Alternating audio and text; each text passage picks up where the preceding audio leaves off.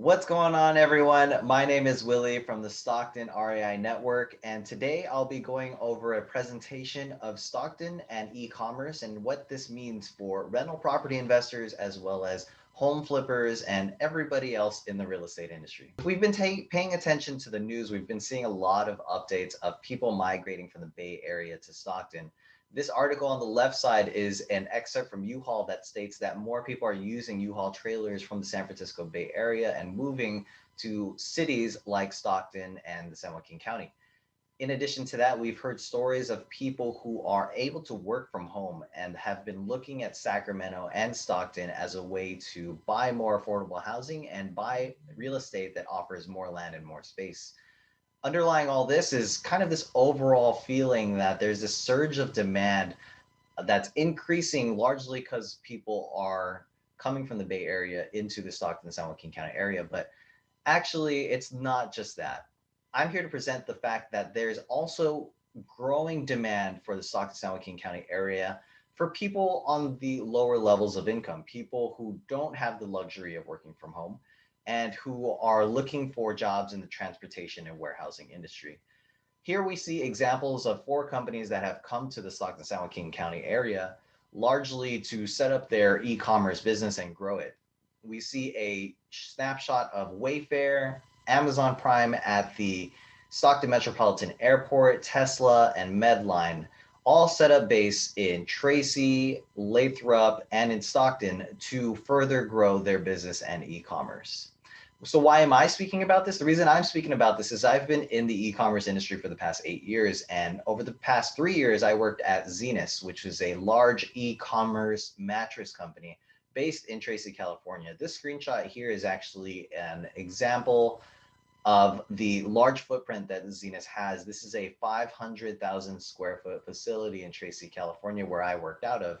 And it just gives a testament to the growth of e-commerce and my own firsthand experience in this industry. So for this presentation, I thought that this quote here from Hamid Magadam is a great excerpt and a great summary of what we'll be presenting today. So the Bay Area is a hub for global trade. The problem is there is very little real estate in the Bay Area to support that activity. There's very little affordable housing. There's frankly very little quality labor to support this kind of economic development. Tracy offers all those things in one location. And if we're to take this quote, we can actually substitute Tracy for Stockton, and we'll go over why I think that. All of this information is going to be coming out of this report prepared by the Center of Business and Policy Research out of the University of Pacific about warehousing e-commerce and evolving trade patterns in San Joaquin County. And more specifically, they give really great examples of how Stockton fits this mold. So starting off, we've been seeing a large growth in transportation and warehousing, largely driven by e-commerce and ride sharing.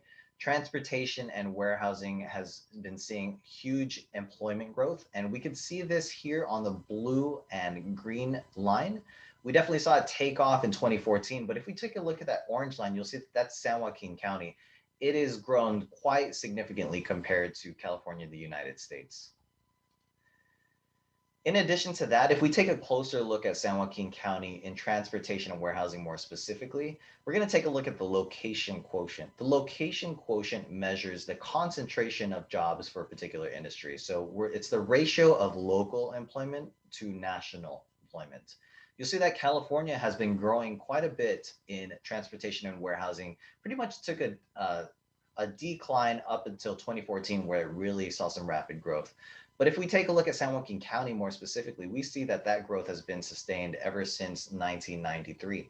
We see that the portion of transportation and warehousing employment located in San Joaquin County compared to the nation is quite high, and it's been growing. And we can only imagine that it's been growing quite more aggressively since COVID. If we take a look at Stockton compared to other metro areas, we see that it is very exceptional in transportation and warehousing. This chart on the top right is going to measure metropolitan areas in transportation and warehousing employment.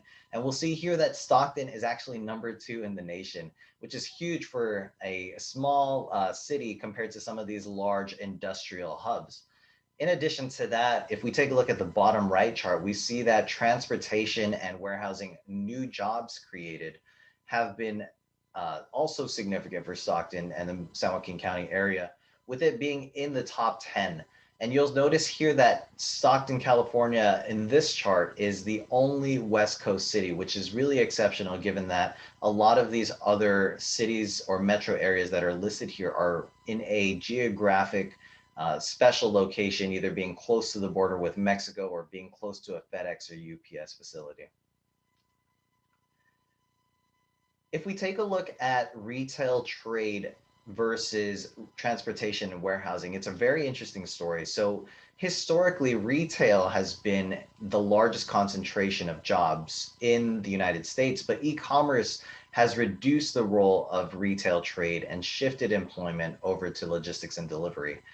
What I mean by that is we're starting to see more people coming away from the retail employment sector and transitioning over to transportation and warehousing. So if we look at the United States and California in general, you'll see here that it dropped from a 3.35 and 3.21 ratio in 2008, respectively, and down to a 3.28 and 3.15 ratio in 2013. So it's already showing a moderate decline in people who are working in retail versus working in transportation and warehousing.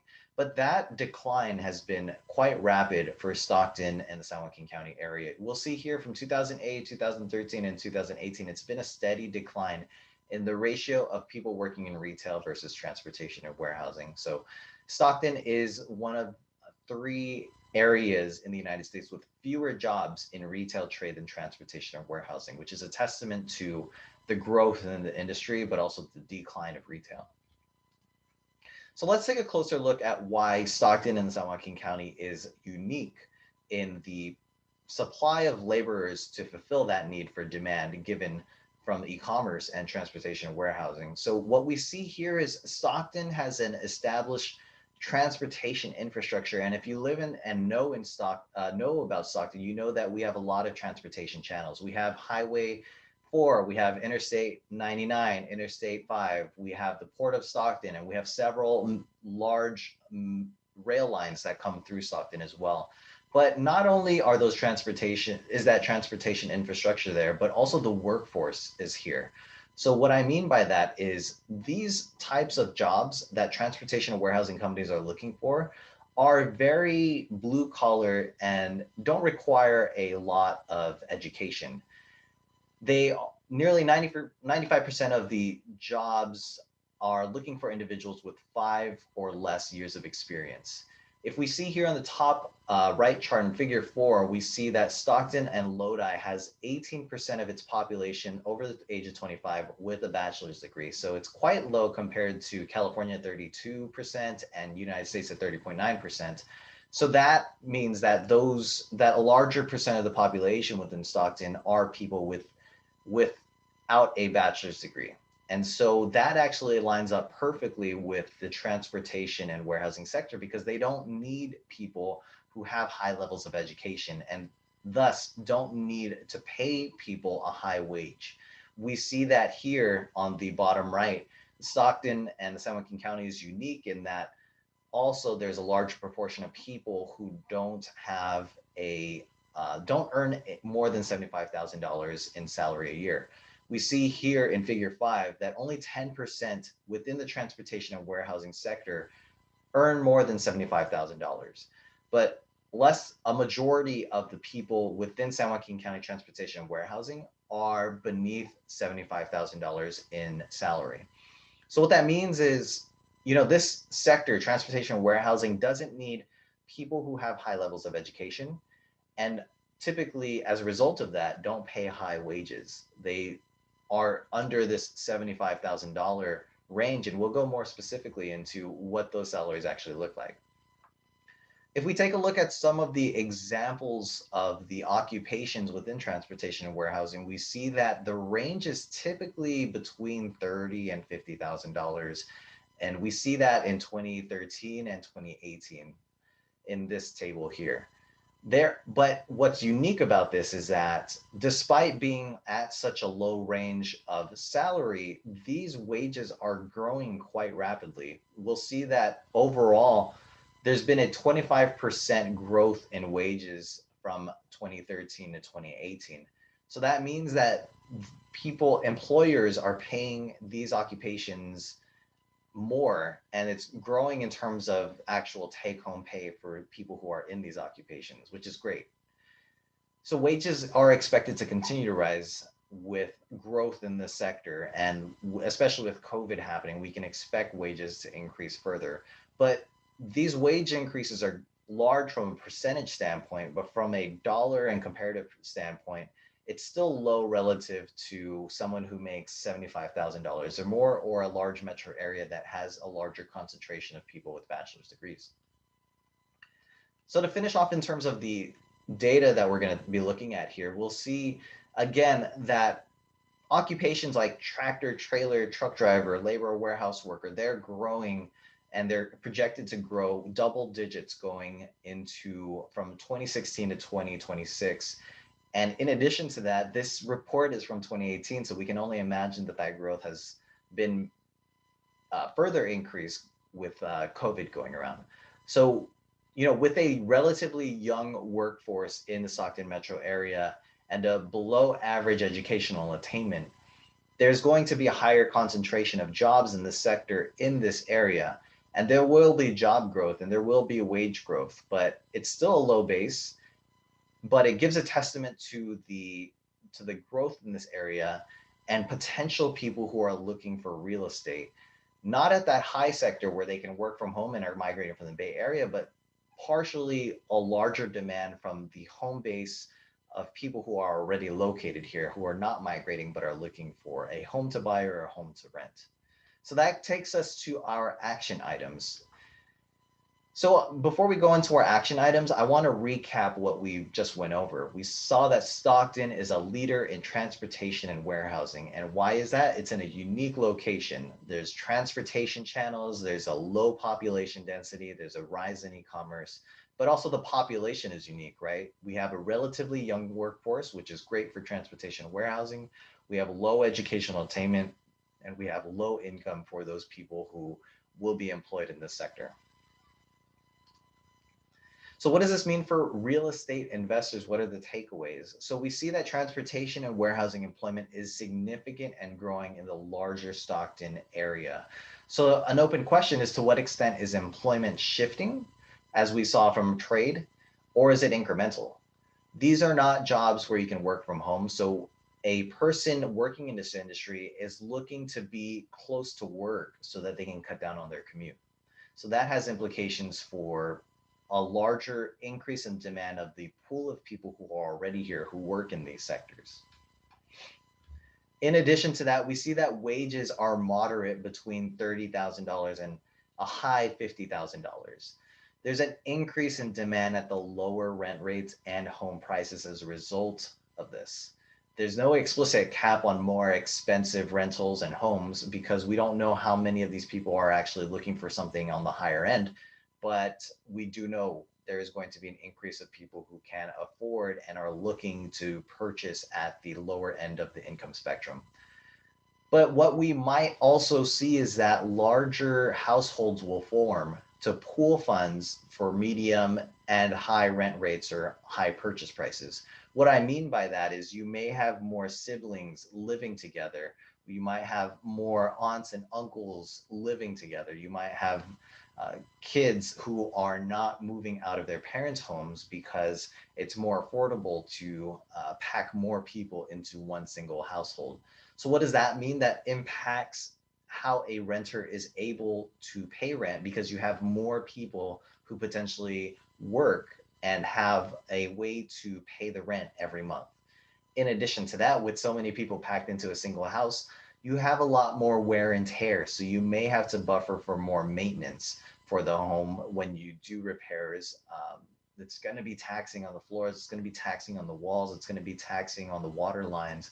You have to keep that in mind when you want to allocate some budget towards your rental property. Another takeaway is the workforce is young. educational levels are low, and jobs are entry level. So an open question is, how many are still living at home? That kind of goes back to the previous slide about cohabitation. And of those not living at home, how long will they stay in their rental? This There's a larger supply of jobs in the area. So does that mean that they stay in their home but switch to different jobs? Or given the growth of the transportation warehouse sector and the income growth that we've seen historically, will they look to relocate to something more of an upgrade, or will they largely stay at where they're at? So this is going to impact vacancy allowance and how it plays out. In addition to that, kind of also going back to the previous slide about cohabitation, how well will these people maintain their home is an open question. So this is going to impact your repair expenses and your repair allowance. And the last open question that we have to consider is, how long will they stay at their job or be in between jobs? Again, there's a larger supply of employment in transportation and warehousing. So will a renter be able to pay rent if they are going from potential job to job? Or do we typically see that people who work in this industry will stay in their current employment?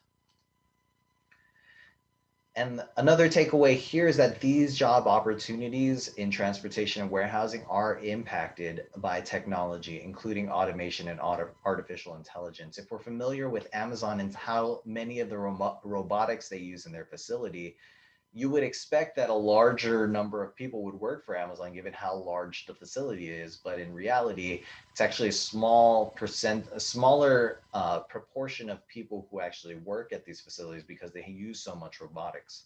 So what does this impact? How does this impact demand for renters and buyers in the long term? And how does this impact prices for rentals and home purchases in the long term? My first reaction is that this is very long term. This is probably going to be 10 to 20 years down the line. And hopefully you're being agile with your investment strategy to consider this, but it's definitely something to keep in the back of your mind.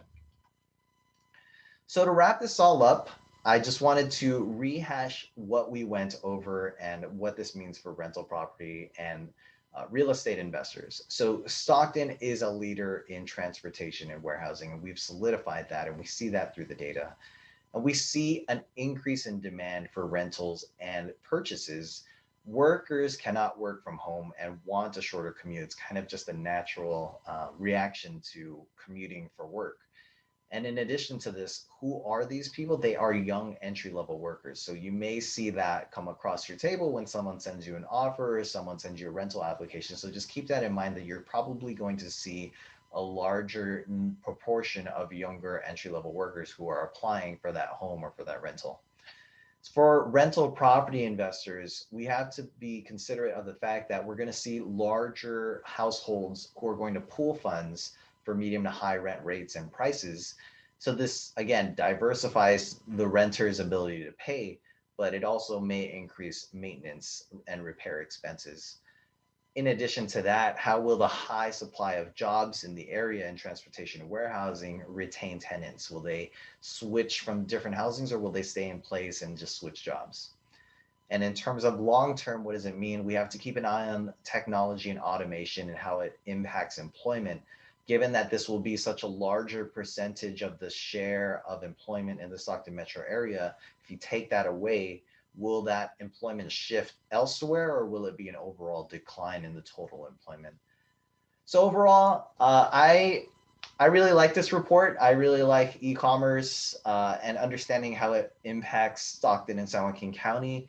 What this means for me and my strategy is that I just assume that rent rates will be increasing overall in the market. There's going to be a larger number of people who want to rent. So as somebody who invests in the Stockton area, I'm looking to potentially just hold my properties. It's great appreciation, obviously, given a lot of demand from the Bay Area that we've seen articles and heard in the news from. And with this growing demand of people who are potentially wanting to buy at the lower end of the spectrum, I definitely think the appreciation play is still in effect. In addition to that, I believe that rent rates are still going to be where they're at or even higher, with more people having jobs and needing a place to live. And I believe that this is going to be an opportunity for people who want to invest in Stockton. So At the same time, I do want to give a disclosure that prices are quite high right now. So you want to make sure that when you are purchasing, you are considering the price that you're purchasing at and making sure that you are establishing a great return, a return that you are satisfied with overall. So for me, I'm not actively looking to acquire in the Stockton area, but for the homes that I have acquired, I'm happy to hold and continue to rent out and potentially increase rents over time, given this large macroeconomic shift. If you have any questions about this report, I'm going to provide the link to the report in the description below. So make sure to click that. If you want to discuss some of the results or implications from this report, feel free to discuss with me via email, via Slack. Um, Feel free to reach out to me in the comment section below as well. I'm happy to chat with you there.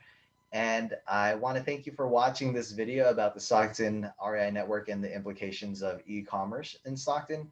Overall, it's a really insightful report. And I want to thank you for watching. So please make sure to hit a like on this video below and subscribe to my channel if you want to be notified for future videos that I upload. Click the bell notification icon.